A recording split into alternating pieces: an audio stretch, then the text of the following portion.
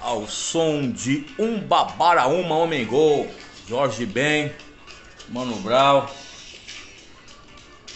Um Babaraúma Homem Gol, essa música das antigas, hein?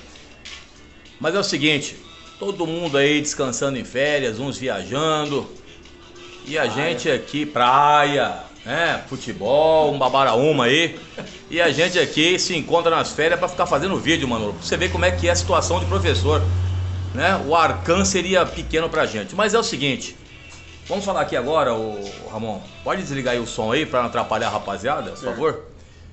Sobre o apartheid, aquele regime segregacionista oficial da África do Sul, a importância inclusive dele, Nelson Mandela, o Madiba, que tem até um filme Invictus. Sim. Então, manda aquela palhinha lá, daquela letra lá sobre essa questão do apartheid pra rapaziada, pros vestibulares que estão chegando aí. Certo. Então, a primeira coisa, definição clássica de apartheid ou apartheid. Modelo segregacional, constitucional ou institucionalizado na África do Sul exclusivamente, isso é um país só, África do Sul, de 1948 e constitucionalmente até 1992 e politicamente até 1994. Então o que vai acontecer? Nesse modelo, primeira coisa, ele foi criado pela minoria branca de 15 a 20% da população da África do Sul contra a maioria negra de 85 a 80% da população da África do Sul na época. Então é um sistema de minoria contra a maioria negra, primeira coisa.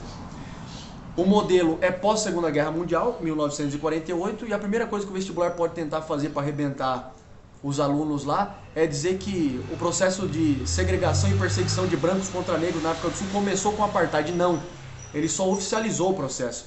Porque, por exemplo, nós temos leis opressoras que foram criadas pelos brancos antes do apartheid. Então a lei do passe, por exemplo, é de 1910. A lei do passe é a lei que controlava a circulação de negros indianos também, é importante lembrar disso. Não é só contra negros, é contra indianos também.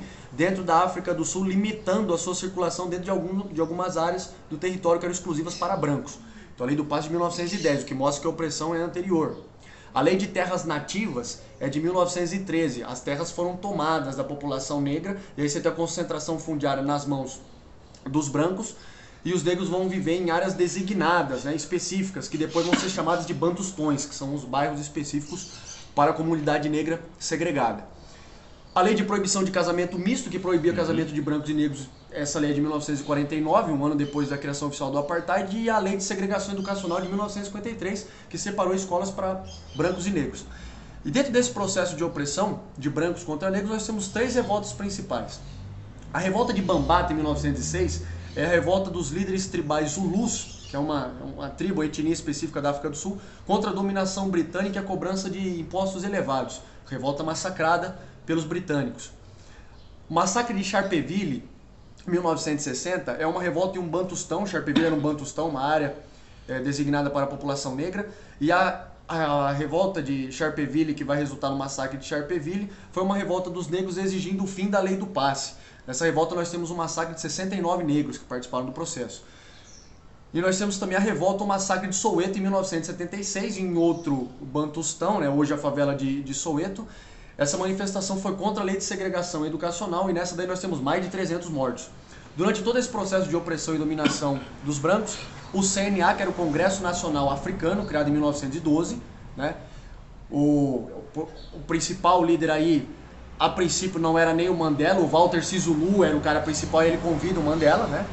O CNA vai lutar contra o modelo do apartheid e prezando aí proteger a comunidade negra. O que vai acontecer? O Mandela entra para esse movimento, o Nelson Mandela, né? E ele vai se tornar um grande líder do CNA, do partido político e do grupo terrorista do CNA, né, que era o ponta de lança da nação, que era o braço armado, tinha a luta armada também.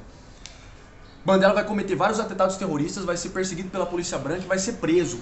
Mandela fica preso 27 anos, puxa 27 anos de tranca. Então ele fica preso de 1963 até 1990. Durante esse período, a tensão entre brancos e negros na África do Sul ela aumenta demais. E a Winnie Mandela, que é a segunda esposa do Mandela, assume a liderança do movimento. E o radicalismo dela é muito grande, inclusive matava negros que não queriam entrar para o CNA. Mandela está dentro da prisão na Ilha Robben, e aí tenta algumas negociações com o presidente da África do Sul de 84 a 89, o Peter Botha, mas não consegue acertar nada.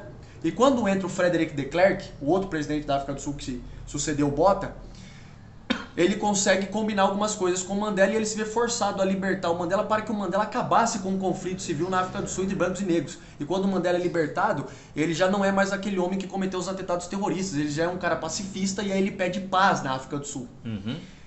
Mandela consegue terminar com a guerra civil. Em 1992 tem um plebiscito para cancelar o apartheid constitucionalmente, somente brancos votaram, e os brancos votaram para cancelar o modelo do apartheid. E em 1994, eleições mistas, o Nelson Mandela é eleito o primeiro presidente negro da África do Sul, com mais de 60% dos votos. No ano seguinte, a África do Sul vence o Campeonato Mundial de Rugby com o capitão Matias Pienaar. E é interessante o Campeonato Mundial de Rugby porque juntou brancos e negros pelo mesmo ideal, então Mandela usou o esporte para unir o povo da África do Sul. Só que o governo do Mandela teve vários problemas. Um problema, por exemplo, foi a grande fuga de capital de investimento porque os brancos acharam que o Mandela ia realizar retaliações, mesmo ele prometendo a paz. Ele não fez esse tipo de retaliação, mas a África do Sul entrou numa crise econômica muito grande. Então nós temos todo esse processo e a participação do Mandela que foi fundamental dentro disso tudo. Mandela ganhou o Prêmio Nobel da Paz em 1993 junto com o de Klerk. E vale a pena lembrar que o número de prisioneiro do Mandela, o 46664, é o número que vai se tornar depois uma campanha na luta contra a AIDS, que na época assolava e ainda assola o continente africano. Então, rapaziada, pegou aí, ó, em 6 minutos e meio, tá ligado? Ramon mandou aí a letra sobre a questão do apartheid, ou apartheid, como alguns queiram pronunciar aí. Isso aí não vai mudar absolutamente nada, se você não souber a questão.